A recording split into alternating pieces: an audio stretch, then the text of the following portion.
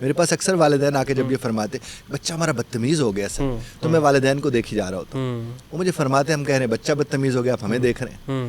تو لغاری صاحب میں ان سے کہتا ہوں میں سبب دیکھ رہا ہوں، سبب تو آپ ہیں.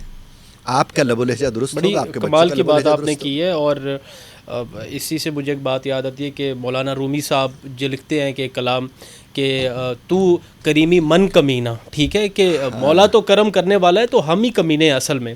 تو اس کے ساتھ ایک سوال جنم لیتا ہے کہ آج سوسائٹی کے اندر یہ دیکھیں کہ بہت سارے اسپریچول ہیلر بھی ہیں، ٹھیک ہے.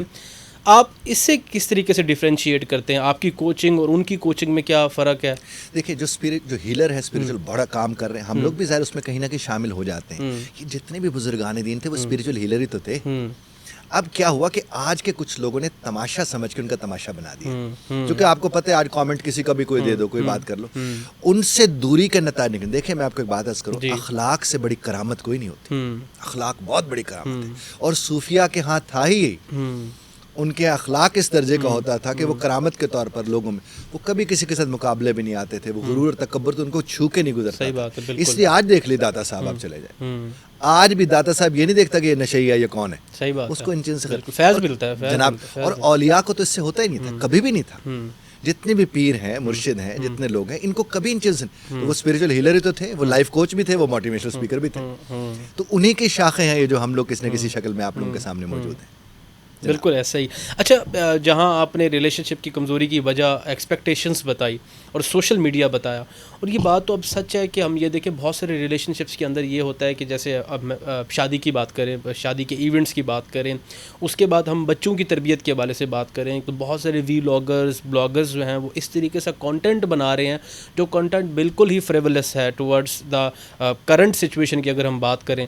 تو اس حوالے سے ایٹ لارج جو ہے ہم کس طریقے سے کاؤنسلنگ کر سکتے ہیں، کیونکہ جو ڈیجیٹل گیجٹس ہیں وہ اس کا استعمال ہی سب سے بڑا اس چیز کا مسئلہ بنتا ہے. تو اس حوالے سے آپ کیا کہتے ہیں؟ ایک تو ڈیجیٹل ڈیٹاکس کو گھر میں والدین کو دیکھنا چاہیے. بچہ آپ کا کبھی موبائل کی طرف نہیں جائے گا اگر آپ اس کے سامنے ہر وقت موبائل پکڑ کے نہیں بیٹھے رہتے. خاص طور پر گھر میں جب والد صاحب تشریف لاتے ہیں، اگر وہ اپنا موبائل ایک سائڈ پہ رکھ دیں اور صرف کالز کی حد تک رہیں کہ کال کوئی آگے تو اٹھا لے، مجھے واٹس ایپ نہیں دیکھنے، مجھے اسکرولنگ نہیں کرنی، بیوی نہیں کرے گی، بچے نہیں کریں گے، وہ ڈیجیٹل ڈیٹاکس ہو جائے گا.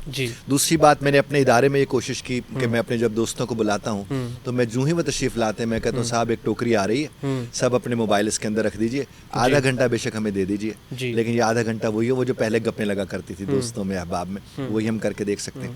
تیسری بات، والدین سے میں گزارش کروں گا آپ کے توسط سے کہ انہیں کم از کم اپنے آپ کو ٹرین کرنے کی بڑی ضرورت ہے، کیونکہ جس نسل کے ساتھ ان کا مقابلہ ہے وہ نسل ان کے ہاتھ نہیں آنے کی. تو ان کا ٹرینڈ ہونا ضروری ہے اپنے بچوں کو ٹھیک کرنے کے لیے. اگر یہ ٹرینڈ نہیں ہوں گے تو بھگتیں گے اور بھگت رہے بھی. اچھا، اس کو ہی ہم ریلیٹ کرتے ہیں تھوڑا ڈپریشن اور انزائٹی سے.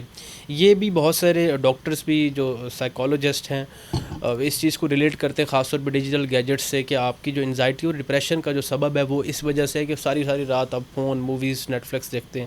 اس حوالے سے جب آپ کوچنگ کرتے ہیں تو کیا ایکسپیرینس کرنے کو ملتا ہے اور کس طریقے سے آپ ان کو سولوشنز بتاتے ہیں؟ ایک تو یہ بہت ساری وجوہات میں سے یہ وجوہات ہیں جو آپ نے ابھی فرمائی ہے. میں ان کو کہتا ہوں کہ آپ نے جو میرا یہ ماننا ہے کہ کوئی بھی شخص جو عشاء کے بعد سو جاتا ہے وہ ویسے ڈپریشن انزائٹی سے دور رہتا ہے، چونکہ رب کائنات رات کو اجسام کی مرمت فرماتے ہیں. اور اگر وہ آپ عشاء کے بعد سو جاتے ہیں تو اس کا سب سے بڑا بینیفٹ یہ ہوتا ہے کہ آپ وہ جو رات کو روشنی دیکھ رہے ہیں، جو رات روشنی کے لیے تو ہے نہیں، وہ تو تاریکی ہے. میں پھر ان سے کہتا ہوں کہ فجر کی نماز پڑھ کے آپ اسکرولنگ شروع کر دیں.